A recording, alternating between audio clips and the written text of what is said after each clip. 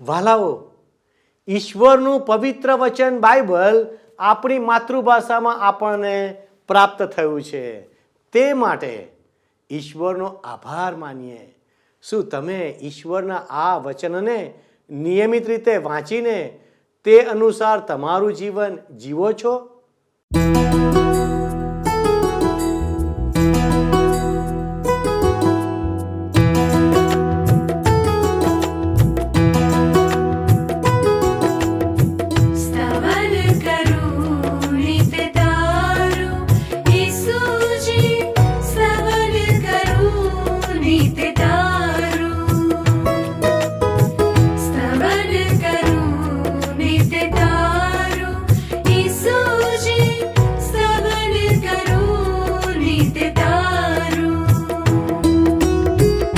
आज सवारे साद सुनी तो, आज सवारे साद सुनी तो, महिमा करूं प्रभु तारो, महिमा करूं प्रभु तारो, स्तवन करूं नित्य तारो.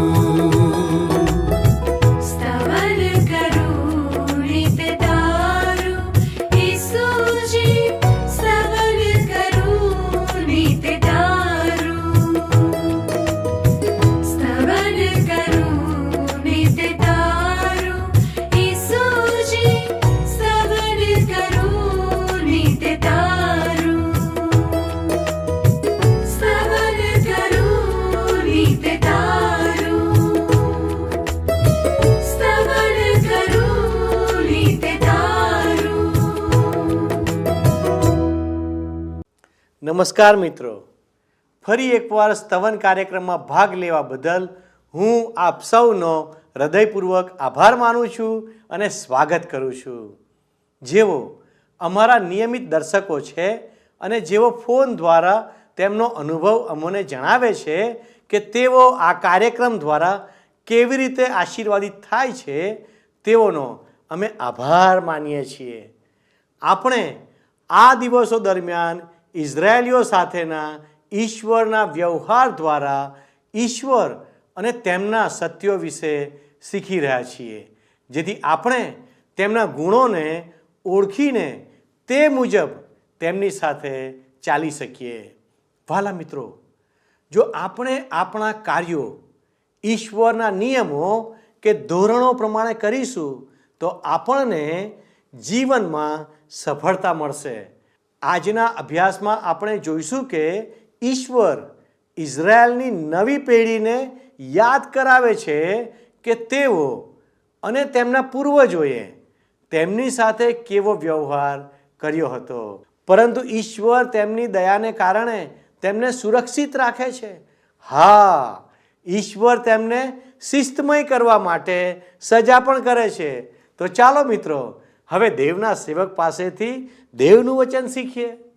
વલા મિત્ર, આજે મિત્ર આપણે બાઇબલમાં જૂના કરારના વિભાગમાં પુનર્નિયમના પુસ્તકના આપણા અભ્યાસમાં આગળ વધતા 9મા અધ્યાયમાં ઈશ્વરના પવિત્ર વચનો છે એનો અભ્યાસ કરવાના છીએ. તમે જોશો તો 9મા અધ્યાયમાં કુલ 29 કલમો છે. હવે તમે જોશો મિત્ર તો પુનર્નિયમના 9મા અધ્યાયનો વિષય છે ઈશ્વર ઇઝરાયેલી લોકોને જાણતા હતા. એમનો ભૂતકાળ સારો નહોતો ઇઝરાયેલી લોકોનો. ઈશ્વર ઇઝરાયેલી લોકોની આ નવી પેઢી સામે એમનો ભૂતકાળ ખોલે છે. એમનો ભૂતકાળ સારો નહોતો. એ લોકો સારા હતા એટલે ઈશ્વરે એમને ઉગાર્યા હતા એવું નહોતું, કારણ કે એ લોકો સારા જ નહોતા. એ લોકો કોઈ અગ્રિમ સ્થાન ધરાવતા હતા એટલે ઈશ્વરે એમને બોલાવ્યા હતા એવું પણ નહોતું, કારણ કે એ લોકો એવું કોઈ અગ્રિમ સ્થાન ધરાવતા નહોતા.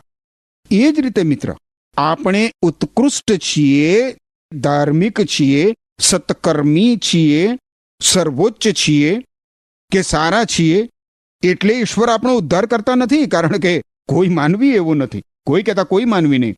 રોમન લોકોને લખેલા પત્રના 3 અધ્યાયની 23મી કલમમાં નવા કરારમાં લખવામાં આવ્યું છે કે બધા લોકો નિશાન ચૂકીને પાપમાં પડ્યા છે અને ઈશ્વરના મહિમાવંત ઇરાદાથી તેઓ દૂર ને દૂર જતા જાય છે. એ પછી તમે જુઓ એફએસી લોકોને લખેલો પત્ર છે બાઇબલમાં નવા કરારના વિભાગમાં, એના 2 અધ્યાયની 8મી અને 9મી કલમમાં શું લખવામાં આવ્યું છે? જુઓ, એફએસી લોકોને લખેલો પત્ર 2 અધ્યાય 8 અને 9 કલમ.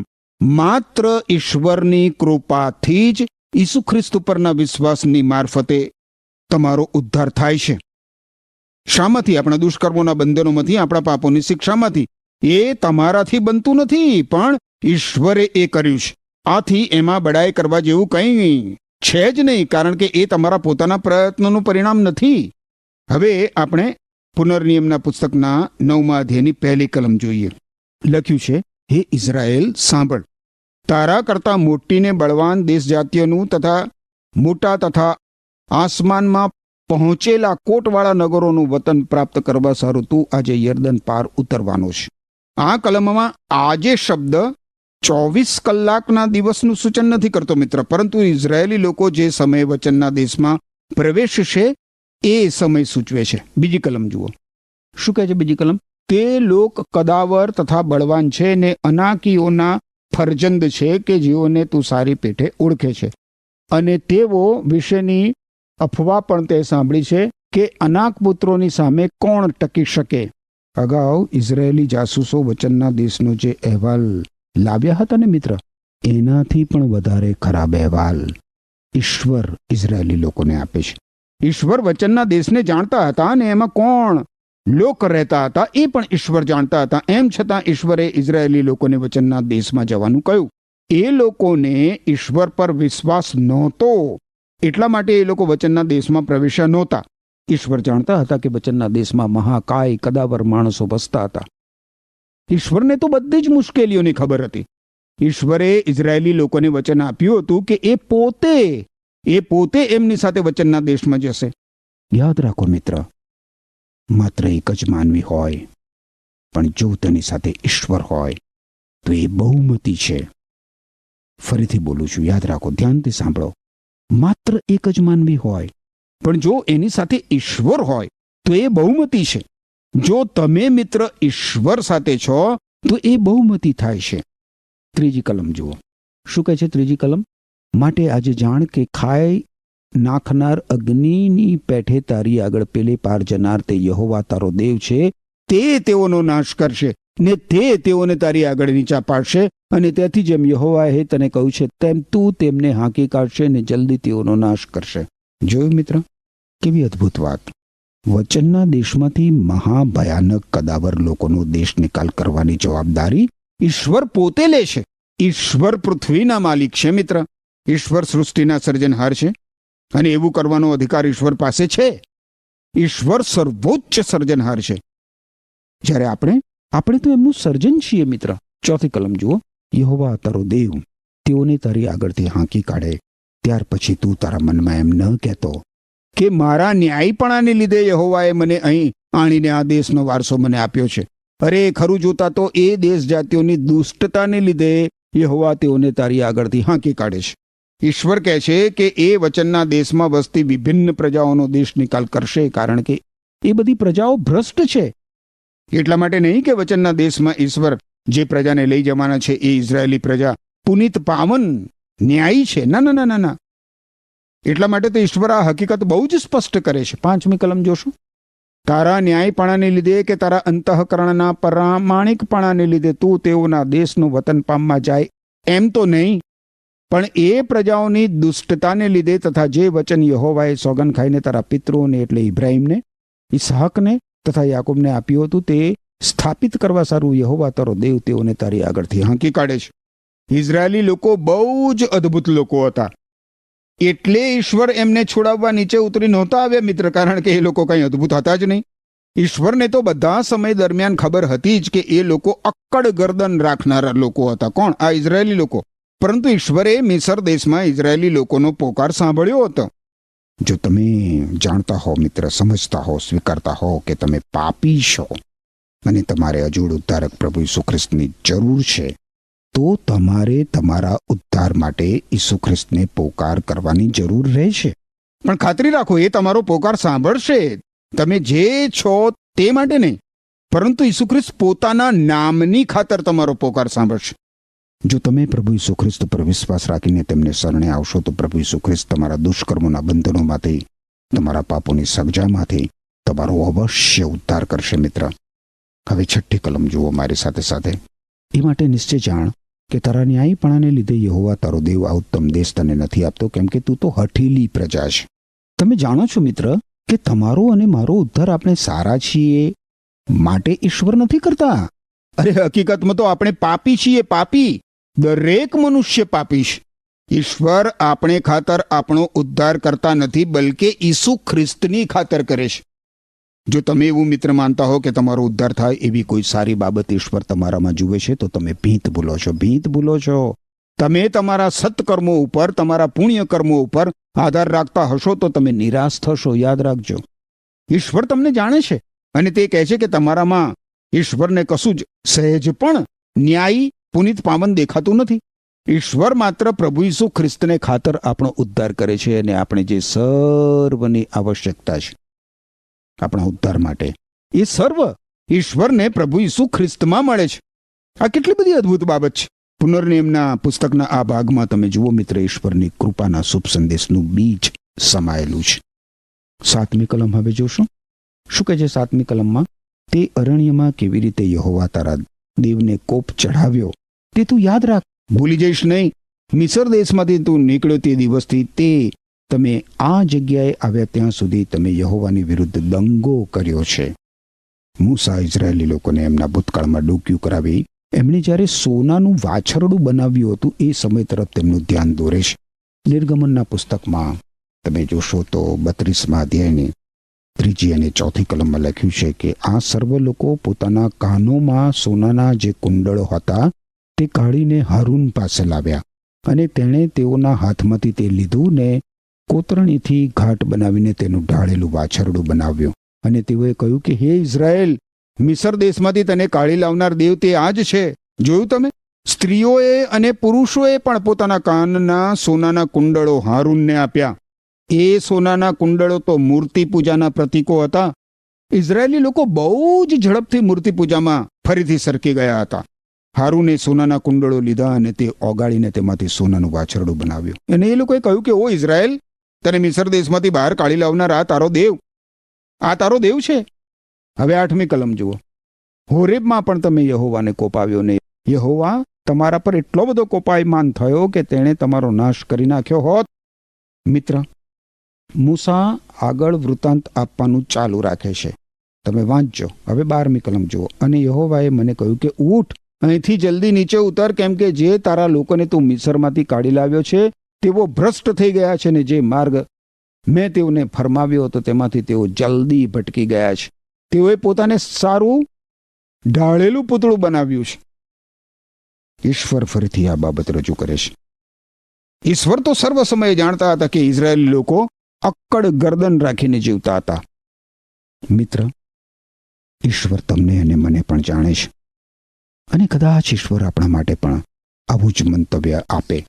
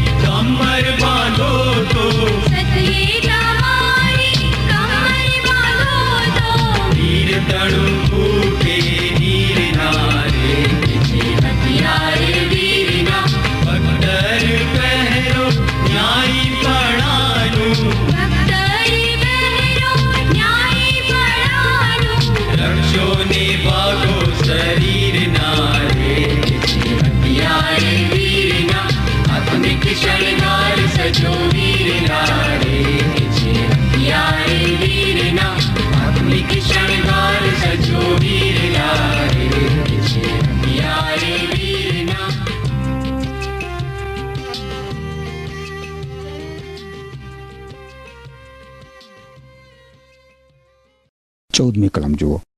મારી આડે આવેશમાં મને તેઓનો નાશ કરવા દે. ઈશ્વર મૂસાને આ પ્રમાણે કહે છે કે મારી આડે આવીશ નહીં, મને તેઓનો નાશ કરવા દે અને આકાશ તળેથી તેઓનું નામ મને ભૂંસી નાખવા દે, અને તેઓના કરતાં હું તારાથી એક સમર્થ તથા મોટી દેશ જાતિ ઉત્પન્ન કરીશ. મૂસા માટે કદાચ આ એક બહુ જ પ્રખર પરીક્ષણ હતું, પરંતુ મૂસા એ બાબતનો સામનો કરે છે.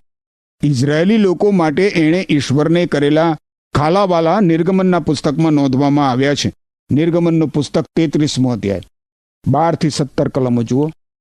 અને મૂસાએ યહોવાને કહ્યું, જો તું મને કહે છે કે આ લોકોને દોરી લઈ જા, પણ મારી સાથે તું કોને મોકલશે તે મને જણાવ્યું નથી. પરંતુ તે કહ્યું છે કે હું તને ઓળખું છું, તારું નામ પણ જાણું છું, ને વળી મારી દ્રષ્ટિમાં તું કૃપા પામ્યો છે. તો હવે તારી દ્રષ્ટિમાં હું કૃપા પામ્યો હોઉં તો કૃપા કરીને મને તારા માર્ગ જણાવજે, કે હું તને ઓળખું, એ માટે કે હું તારી દ્રષ્ટિમાં કૃપા પામું. અને આ પ્રજા તે તારા લોક છે, તે તું લક્ષમાં લે. અને તેણે કહ્યું કે મારી સમક્ષતા તારી સાથે આવશે ને હું તને વિસામો આપીશ. અને તેણે કહ્યું કે જો તારી સમક્ષતા સાથે ન આવે તો અમને અહીંથી લઈ ન જા, કેમ કે હવે કેમ જણાય કે હું તથા તારા લોક તારી દ્રષ્ટિમાં કૃપા પામ્યા છીએ? શું એથી નહીં કે તું અમારી સાથે આવે છે? એથી હું તથા મારા લોક પૃથ્વી ઉપરના સર્વ લોકથી જુદા છીએ. મૂસા ઈશ્વરની હાજરી વગર વચનના દેશમાં પ્રવેશ કરે એવો નહોતો. એણે સ્પષ્ટ શબ્દોમાં ઈશ્વરને કહ્યું કે હે ઈશ્વર, મારી સાથે જો તમારી હાજરી નહીં હોય તો અમને અહીંથી આગળ લઈ જશો નહીં. મૂસાએ પોતાની જાતને પોતાના લોકોની સાથે મૂકી. મૂસા જ્યારે પર્વત ઉપરથી નીચે ઉતર્યો ત્યારે એણે જોયું કે લોકોએ શું કર્યું હતું. હવે આપણે 16મી કલમ જોઈએ. પુનર્નિયમનું પુસ્તક 9મો અધ્યાય 16મી કલમ જુઓ. અને મેં જોયું તો જુઓ, તમે યહોવા તમારા દેવની વિરુદ્ધ પાપ કર્યું હતું. તમે પોતાને માટે ઢાળેલું વાછરડું બનાવ્યું હતું. જે માર્ગ યહોવાએ તમને ફરમાવ્યો હતો તેમાંથી તમે જલ્દી ભટકી ગયા હતા. જે પળે ઈશ્વર તેમને આજ્ઞાઓ આપી રહ્યા હતા એ જ પળે, મિત્ર, એ જ પળે એ લોકો ઈશ્વરથી દૂર જઈ રહ્યા હતા. અને એમ છતાં એ લોકો કહેતા હતા કે એ લોકો ઈશ્વરને આધીન થશે. ઈશ્વર સાથેના સંબંધમાં લોકો અન્ય કોઈ બાબત કરતાં વધારે બનાવટ કરતા હોય છે, મિત્ર, યાદ રાખજો. હવે આપણે પુનર્નિયમના પુસ્તકના 9મા અધ્યાયમાં આગળ વધીએ. 17 અને 18 કલમો જોઈએ.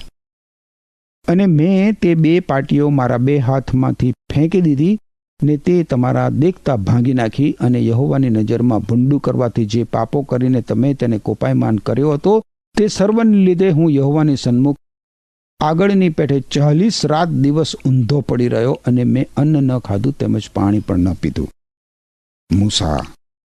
મૂસા આવું કરે છે. આપણે એ ધ્યાનમાં રાખીએ, મિત્ર, કે મૂસા ઈશ્વરને જાણતો હતો. ગીતશાસ્ત્રના પુસ્તકના 103 નંબરના અધ્યાયની 7મી કલમમાં લખ્યું છે કે તેણે એટલે કે ઈશ્વરે પોતાના માર્ગ મૂસાને તથા પોતાના કૃત્યો ઇઝરાયેલ પુત્રોને જણાવ્યા. ઇઝરાયેલી લોકોએ પર્વતમાં ધુમાડા તો જોયા, એમણે ઈશ્વરનો ન્યાય ચુકાદો પણ જોયો, એમણે ઈશ્વરનું ગૌરવ પણ જોયું, પરંતુ એ લોકો ઈશ્વરને જાણતા નહોતા. જ્યારે મૂસા ઈશ્વરના માર્ગો જાણતો હતો. અહીં દર્શાવવામાં આવ્યું છે એ પ્રમાણે મૂસા ઈશ્વર વિશે 2 બાબતો સમજતો હતો. મૂસા જાણતો હતો કે ઈશ્વર પાપને ધિક્કારે છે. આપણે એ નથી જાણતા, મિત્ર, કે ઈશ્વર પાપને કેટલું ધિક્કારે છે અને પાપને શિક્ષા કરવાની તેમની કેટલી તીવ્ર ઈચ્છા છે. મૂસા ઈશ્વર સમક્ષ ઊંધો પડ્યો અને 40 દિવસ રાત એણે ઉપવાસ કર્યો અને ઈશ્વરને પોકાર કર્યો. શા માટે? એટલા માટે કે મૂસા ઈશ્વરના માર્ગો જાણતો હતો. મૂસા જાણતો હતો કે ઈશ્વર પાપને કેટલું ધિક્કારે છે. આજે આમ માનવીને એ ખ્યાલ નથી હોતો કે ઈશ્વર માનવીના જીવનમાં રહેલા પાપને કેટલું ધિક્કારે છે. આપણે પાપ કરીએ, મિત્ર, તો ઈશ્વર આપણા પાપ પ્રત્યે દુર્લક્ષ સેવી શકતા નથી કે સેવતા પણ નથી. ઈશ્વર મારા અને તમારા જીવનમાં રહેલા પાપ સાથે અવશ્ય કામ પાર પાડશે જ પાડશે. યાદ રાખો, મિત્ર, ઈશ્વર સાથે રમત કરી શકાશે નહીં. ઈશ્વર પાપને ધિક્કારે છે. ઈશ્વર પાપની શિક્ષા કરે છે. હવે મૂસા ઈશ્વરની કૃપાને પણ જાણતો હતો. મૂસાને ઈશ્વરની કૃપા પર ભરોસો છે, એટલે એ ઈશ્વર પાસે આવે છે. હા, ઈશ્વર પાપને જરૂર શિક્ષા કરે છે, પરંતુ ઈશ્વર કેટલા અદ્ભુત છે એનો આપણને અંદાજ નથી, મિત્ર. ઈશ્વર અત્યંત કૃપાળુ છે. ઈશ્વર પાપી મનુષ્ય સુધી પોતાની કૃપા રેલાવે છે. મને ખાતરી છે મિત્ર કે ઈશ્વરે તેમની કૃપા તમારા સુધી રેલાવી છે. ઈશ્વરે ઇઝરાયેલી લોકોને પણ પોતાની કૃપા આપી છે. 19મી કલમ, પુનર્નિયમનું પુસ્તક 9મો અધ્યાય 19મી કલમ શું કહે છે અહીંયા?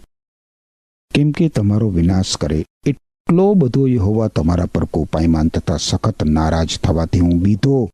મને બીક લાગી, પણ તે વખતે પણ યહોવાએ મારું સાંભળ્યું. હવે ઈશ્વરે મૂસાને ખાતર મૂસાની પ્રાર્થના સાંભળી એવું નહોતું મિત્ર. ઈશ્વર દયાળુ છે એટલા માટે તેમણે મૂસાની પ્રાર્થના સાંભળી. રોમન લોકોને લખેલો પત્ર છે, બાઇબલમાં નવા કરારના વિભાગમાં એના 9મા અધ્યાયની 15મી કલમ તમે જોશો તો ત્યાં લખવામાં આવ્યું છે કે કોઈના ઉપર દયા કે કૃપા હું મારી ઈચ્છા પ્રમાણે કરીશ, એવું ઈશ્વર કહે છે. ઈશ્વર સર્વોચ્ચ છે મિત્ર, અને તેમની સર્વોચ્ચતા તેમની કૃપા માનવી સુધી લંબાવે છે. કેટલા બધા અદ્ભુત છે ઈશ્વર મિત્ર, કેટલા બધા અદ્ભુત. આપણને ઈશ્વરના આ બે લક્ષણોનો પૂરેપૂરો અંદાજ આવી શકે એમ છે જ નહીં. પાપ પ્રત્યેનો ઈશ્વરનો ધિક્કાર અને માનવી માટે ઈશ્વરની કૃપા. હવે તમે 20મી અને 21મી કલમ જુઓ મારી સાથે સાથે. અને યહોવા હારૂન પર પણ એટલો બધો કોપ્યો કે તેણે તેનો નાશ કરી નાખ્યો હોત. અને તે જ વખતે મેં હારૂનને કાજે પણ પ્રાર્થના કરી, અને મેં તમારા પાપને એટલે જે વાછરડું તમે બનાવ્યું હતું તેને લઈને આગથી બાળ્યું, ને તેને કૂટીને ધૂળ જેવો તેનો બારીક ભૂક્કો કર્યો, ને મેં તે ભૂકો પર્વતમાંથી નીકળીને નીચાણ તરફ વહેતા વહેડિયામાં નાખ્યો.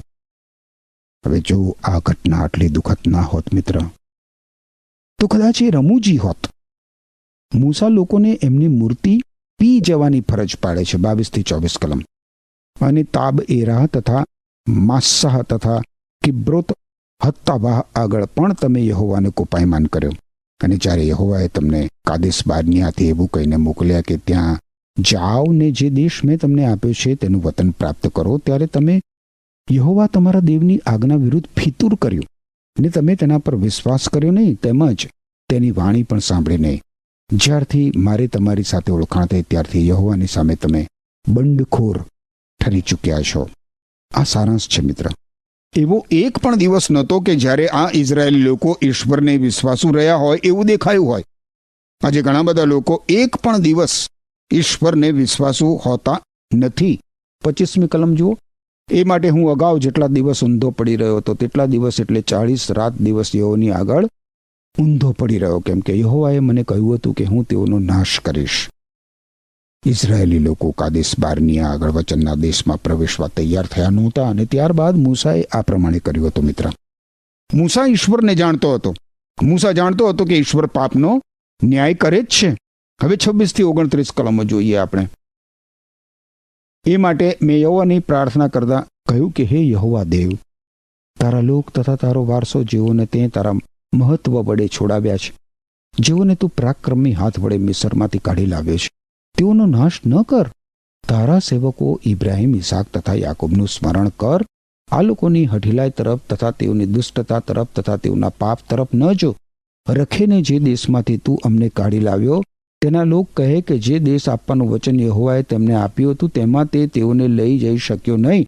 તે કારણથી ને તેને તેઓના ઉપર વેર હતું, તે કારણથી તેઓને અરણ્યમાં મારી નાખવા સારું તે તેઓને કાઢી લાવ્યો છે. તો પણ તેઓ તારા લોક તથા તારો વારસો છે કે જેઓને તું તારા મહાન સામર્થ્ય વડે તથા તારા લંબાવેલા ભુજ વડે કાઢી લાવ્યો છે. પ્રાર્થના કેવી રીતે કરવી એ મૂસા જાણતો હતો. મને પણ થાય છે કે મિત્ર હું મૂસાની જેમ પ્રાર્થના કરતા શીખી શકું તો કેટલું સારું.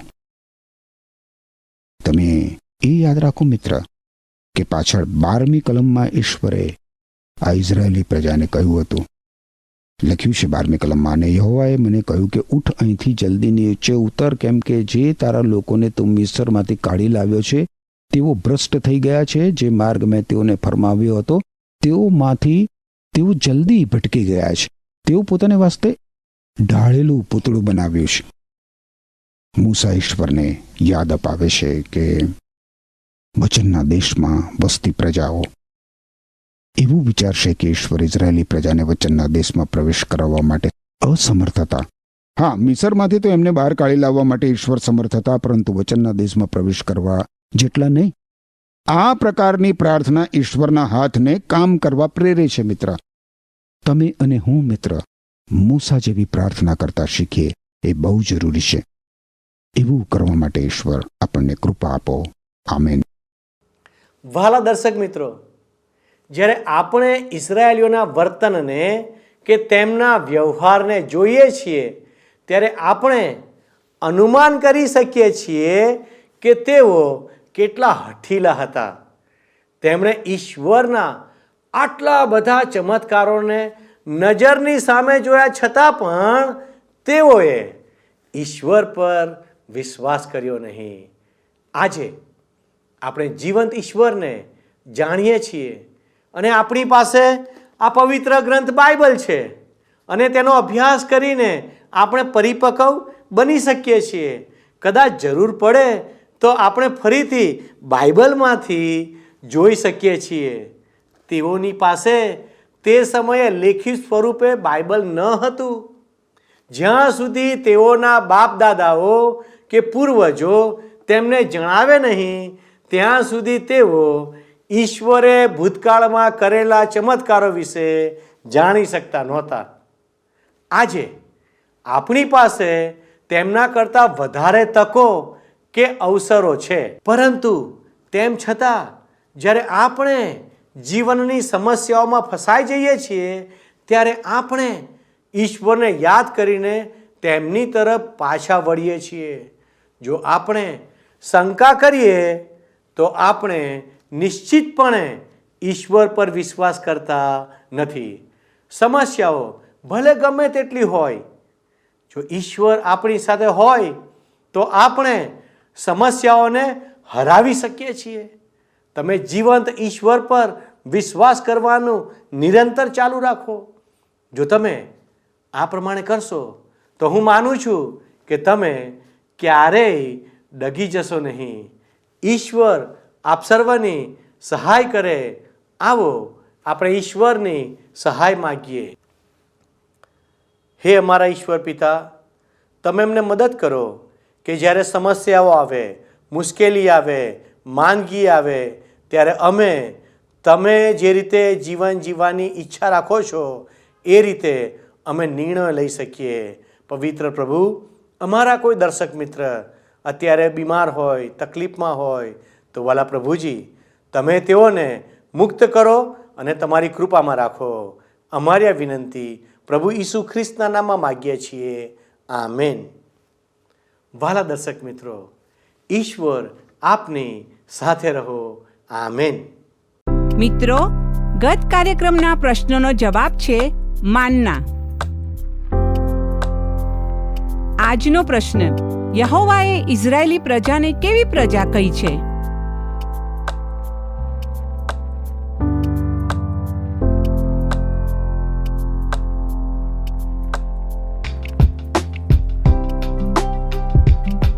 જવાબ આપે સ્ક્રીન પર દર્શાવેલ વોટ્સએપ નંબર પર આપવાનો રહેશે.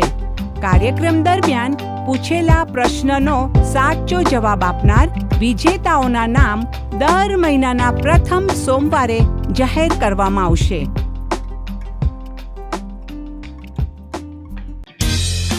શું તમને આ કાર્યક્રમ ગમ્યો? અત્યારે જ અમને મિસ કોલ કરો.